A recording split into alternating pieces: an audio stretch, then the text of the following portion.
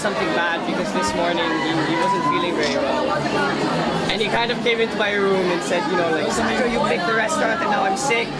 So now you have to go do the speech for me because I really don't feel well, I can't do this. And so, yeah, I apologize on his behalf that he couldn't make it. He did tell me how important this was to him.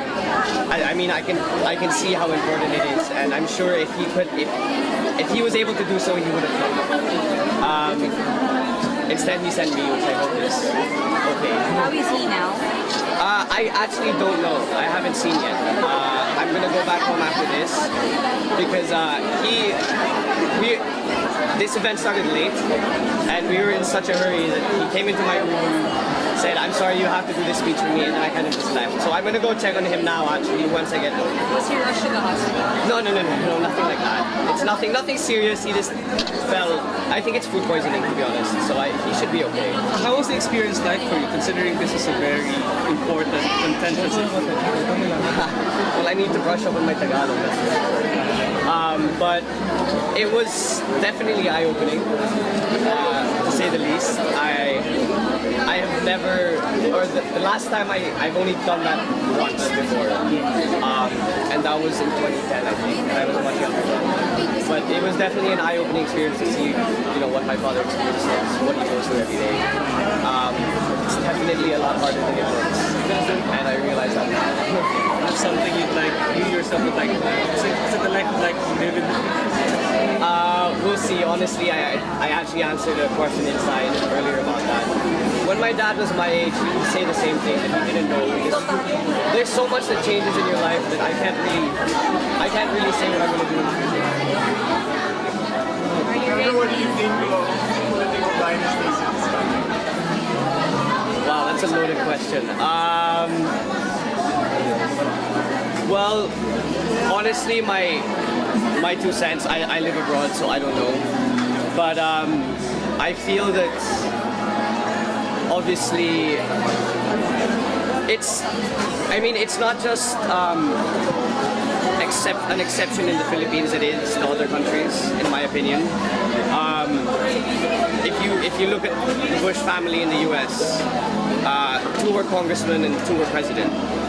And you can't limit something such as that to a country such as the Philippines. It's something that exists everywhere, and I feel that, you know, people first of all have the option to go into politics, and I feel like it's a natural progression. When you have family members in politics, you are exposed to politics.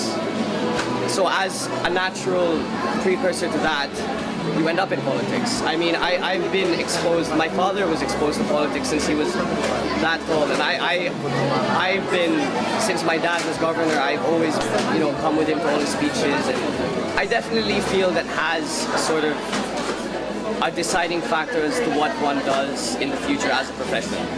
But that's no exception to politics as it is with any other profession. If my father were a news journalist and I went with him on the job, I would probably become a news journalist.